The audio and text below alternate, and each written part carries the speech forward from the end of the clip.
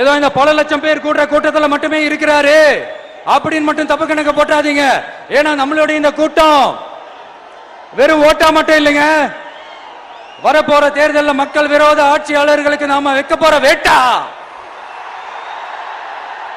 நம்மளை கோட்டைக்கு அனுப்ப போற ரூட்டா இருக்க போதுன்னு சீக்கிரமாவே தெரிஞ்சுப்பீங்க. ஏன்னா கோடிக்கணக்கானவங்களோட ஹார்ட்லயும் வீட்லயும் ஏற்கனவே ஆல்ரெடி உயிரா உணர்வா உறவா இருக்கிறோம். நம்மளுடைய கனெக்ட் எல்லாம் வெறும் மக்களோட மட்டும்தான். நாம யாருன்னு அவங்களுக்கு தெரியும், அவங்க யாருன்னு நமக்கு தெரியும். நாமளும் நம்ம மக்களும் எப்படி இருக்கிறோம்னு எதிரிகளுக்கு நல்லாவே தெரியும்.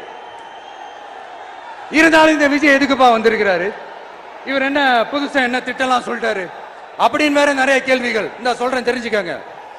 பெண் குழந்தைகள், பெண்கள் மற்றும் வயசானவங்களோட பாதுகாப்புல தான் நம்ம பிரையாரிட்டியே.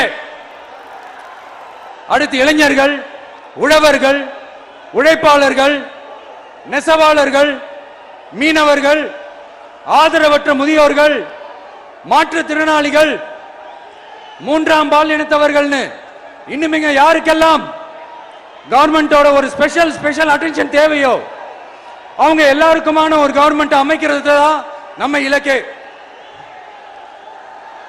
நான் ஏற்கனவே சொன்னதை தான் நான் திரும்பவும் சொல்றேன். நம்மளுடைய இந்த தமிழக வெற்றி கழகம் ஏதோ அரசியல் ஆதாயத்துக்காக தொடங்கப்பட்ட கட்சியெல்லாம் கிடையாதுங்க. கொள்கை கோட்பாடுகளோடு தந்தை பெரியார், பெருந்தலைவர் காமராஜர், அண்ணல் அம்பேத்கர், வீரமங்க வேலு நாச்சியார், மக்கள் சேவகர் அஞ்சலை அம்மாள், நம்மளுடைய 5 கொள்கை தலைவர்களோட வழிகாட்டுதல்களோடு தொடங்கப்பட்ட கட்சி.